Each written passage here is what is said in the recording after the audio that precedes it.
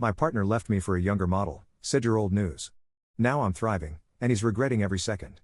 I was in the line at Starbucks, waiting on my usual caramel macchiato, 1 sugar, almond milk. It was my Thursday morning ritual before heading to the office, a little oasis of calm before jumping into the day's work. I was scrolling through my emails, half-focused, when I heard a voice behind me. Sandra? My heart stopped for a second, then picked up a beat. I knew that voice. How could I not? Joel. My ex-husband. The man who, 6 years ago, decided I was just old news. Slowly, I turned around, trying to keep my face neutral.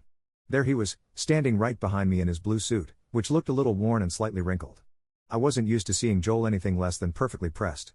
His dark hair had started to go gray at the temples, which somehow looked wrong on him. He'd always prided himself on looking young and fit. Seeing him like this, it was hard not to let a smirk slip. Joel, I said, giving a polite nod, keeping it casual. I noticed his eyes flicker, probably surprised I wasn't falling over myself or gawking. How've you been, Sandra? He asked, trying for a casual smile but looking awkward. I could play this game. Oh, I've been great, Joel. You? He shifted on his feet, looking around like he suddenly found the coffeehouse decor very interesting. Yeah, I've been, busy with things. He cleared his throat. Are you still with the firm? Actually, I left about a year ago. I'm running my own consulting business now. I couldn't keep the pride out of my voice, nor did I want to. I'd worked my tail off to get to where I was. Wow, really? Joel's eyebrows shot up. You're doing all that on your own? Yes. It's been amazing. Busy but rewarding. I wasn't going to elaborate.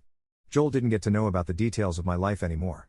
Good for you, Sandra, he said, and for a second, his expression softened. But then he caught himself and went back to that practiced, smug smile he used to use whenever he thought he was right. I wanted to say. I don't know if this is the right place or time, but I wanted to say sorry. For everything. Now that got my attention. Joel apologizing?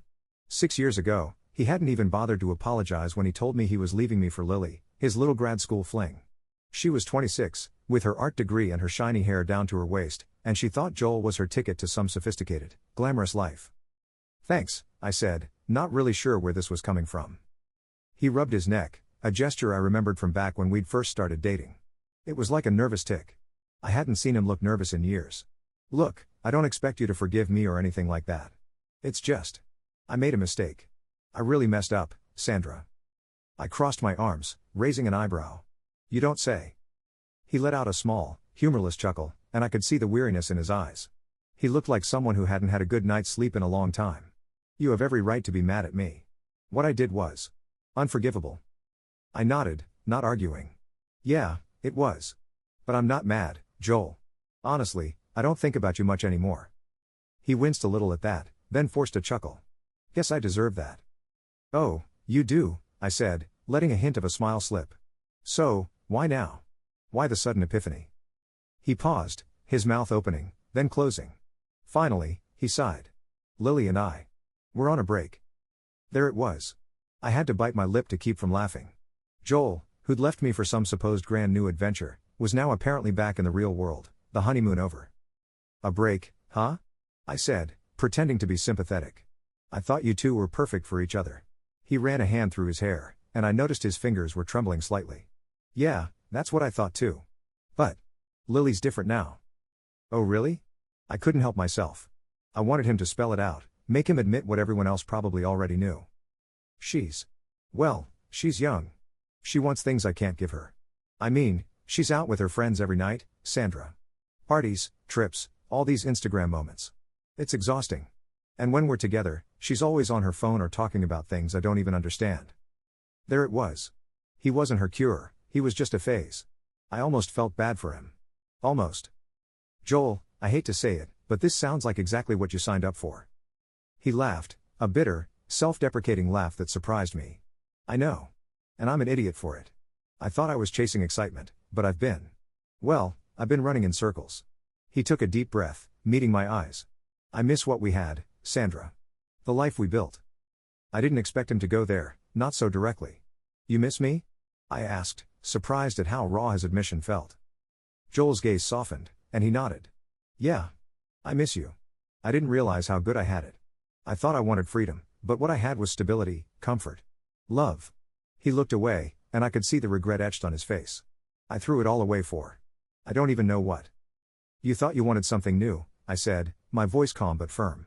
I wasn't good enough because I was old news, remember? Joel winced, and I could tell he remembered those exact words. He'd said them like they were some kind of profound revelation back then. Now, they just sounded hollow and ridiculous. Sandra, I was wrong. I see that now. His voice cracked a little, and he reached out, almost touching my hand but pulling back. I thought I could just walk away, but losing you was the biggest mistake I ever made. I felt a strange mix of satisfaction and pity. A few years ago, I would have given anything to hear those words. Now, they just felt empty. Joel, I said, keeping my tone even, I don't hate you. I moved on. I found someone who respects me, who values what we have. I'm happy now, Joel. And you? You need to figure out what you actually want. For a moment, he just looked at me, his eyes glassy, almost pleading. I want you back, Sandra. I know it's a long shot, but I'll do anything. I shook my head, feeling a sense of closure I didn't know I needed. Joel, you had 16 years to figure out what you wanted. You chose your path. I'm with Greg now. He's a good man, and he doesn't need to find himself every few years. He loves me. Joel's face fell, and he nodded, defeated. I understand. I just wanted to tell you that I'm sorry. And that I miss you.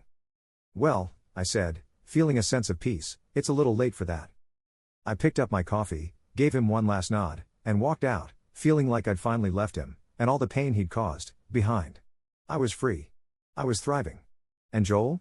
He was just another chapter of my past, finally closed. I walked out of that Starbucks with a confidence I hadn't felt in years. It was like shedding an old skin, a part of myself that had hung on for too long. Joel had kept a shadow over me, a painful reminder of my past, but facing him today made me realize just how far I'd come. And as I headed to my office, I felt lighter. That evening, I told Greg about the whole encounter. We were at home, sitting on the couch with our takeout containers between us. He had his arm draped over the back of the sofa, listening as I recounted every awkward, painful detail. When I got to the part about Joel saying he missed me, Greg smirked, shaking his head. That guy is something else, he said, shaking his head. He sounds like he's finally realizing he blew it. He did, I said, smiling, feeling a strange satisfaction in admitting it out loud, and it took him 6 years to figure it out. Greg chuckled, then grew quiet, looking at me thoughtfully. Well, if you ask me, I'm glad he did. I'd never have met you otherwise. I smiled, leaning in to kiss him, grateful for his warmth and steadiness. Greg wasn't one for dramatic declarations or big romantic gestures, but his sincerity always struck me. With him, I felt safe, appreciated, and free to be myself. The difference between him and Joel was like night and day. Life went on, and I didn't hear anything more from Joel. I was back to focusing on my business, managing a team of 10, and trying to keep up with the rapid growth. Every now and then, I'd think back to that encounter at Starbucks, wondering if it really meant anything or if it was just a brief moment of closure for both of us. It was the kind of experience you could spend days overanalyzing, or you could just let it be. Then, about 2 months later, I got a text. It was a Saturday morning, and I was out hiking with Greg. My phone buzzed, and I checked it out of habit. The message was from an unknown number. Hey Sandra, it's Joel. I'm not sure if this is still your number. I just wanted to reach out. Things have been rough lately. Anyway, I'd love to catch up sometime if you're open to it. For a moment, I just stared at the screen, feeling a strange mix of emotions. Part of me wanted to just delete it and move on. But another part of me was curious. What could he possibly want now? I showed Greg the message, feeling a little odd about it. He's reaching out now? Greg raised an eyebrow. What's he expect, a rescue? I chuckled. Who knows? I guess he thinks I owe him something. Greg sighed, giving my hand a comforting squeeze. Whatever you decide, just remember, you don't owe him anything. I nodded, grateful for his understanding. I put my phone away and focused on enjoying the rest of the hike. I didn't respond to Joel's message. I wasn't sure if I wanted to open that door again, not even for a casual coffee. I'd finally moved past the wreckage he'd left behind, and I didn't need him reminding me of all the ways he'd hurt me. But the text kept nagging at me. Maybe it was curiosity, or maybe I just wanted to see if he was really as miserable as he seemed. Eventually, I caved and messaged him back. A quick, neutral reply. Hey Joel. Sure, I'm around for coffee sometime next week. Monday? The following Monday, I found myself sitting in the same Starbucks where I'd run into him before. I hadn't told anyone, not even Greg, because I didn't want this to feel like a big deal. I'd promised myself this was just a loose end to tie up. Joel walked in, looking more tired than the last time I'd seen him. His clothes were pressed, but he seemed somehow smaller, like he'd lost weight or maybe just confidence. He saw me, waved, and came over. "Thanks for meeting with me," he said, pulling out a chair across from me. I just nodded, waiting for him to explain. There was a palpable awkwardness, like we were both stuck in a memory that neither of us wanted to be in. He fiddled with his coffee cup, took a sip, then finally spoke. "Sandra, I'm not going to beat around the bush," he started. "Things are falling apart. Lily and we've officially split." I nodded again, not really surprised. "I'm sorry to hear that, Joel." He winced a little, as though he knew how hollow that sounded. "You were right, you know. When we ran into each other last time, I thought I wanted excitement, a new adventure." He let out a sigh. "But all I did was chase something that didn't even exist." I took a deep breath, choosing my words carefully. "Joel, I know it's not easy. But you made your choice. You have to live with it." He nodded, clearly struggling with that reality. "I know. I keep thinking about what I threw away. What I left behind. And I hate that I was too stupid to see it when I had the chance." There was a long silence as he looked at me, a mixture of regret and pleading in his eyes. "Sandra, is there any chance that maybe we could try again? I mean, I know it's been a long time, but maybe we could rebuild something." I stared at him, momentarily speechless. He actually thought I might be willing to go back, to somehow erase everything he'd done and pretend things could be as they were. I took a deep breath, gathering myself. "Joel," I said firmly, "I loved you once. Deeply. I spent years of my life building a life with you, standing by you, believing we were partners. But you left me. You chose someone else. And I had to pick up all those pieces by myself." He looked down, clearly uncomfortable but still hopeful. "I know, and that's why I'm here now. To say that I see it now, and that I'm sorry. I should have known what I had." I shook my head. "Maybe you should have, but that doesn't change anything now. I have Greg. He's the man who came into my life when I needed someone steady, someone who wouldn't just throw me away for the next shiny thing that caught his eye. He's a real partner, Joel." Joel closed his eyes, looking crushed. "I get it," he whispered, voice barely audible. "I was stupid. I was selfish. And I ruined the best thing I ever had." I felt a twinge of sympathy for him, but it wasn't enough to change my mind. "Joel, I hope you find what you're looking for. I really do. But that person, that life you're thinking about? That's gone. I'm happy now, and I'm not going to give that up." He nodded, looking resigned, and he gave a sad smile. "I guess I deserve that." "Goodbye, Joel," I said, standing up, knowing this would be the last time I ever saw him. "Take care of yourself." He gave a faint nod, watching as I turned and walked out of the coffee shop. For the first time, I felt nothing but peace. No more bitterness, no more anger, just a quiet sense of closure. As I walked home that evening, the city lights twinkling in the distance, I knew I'd truly moved on. And I knew I was ready for whatever came next, without Joel, without regrets. Just me, my life, and the happiness I'd rebuilt from the ground up.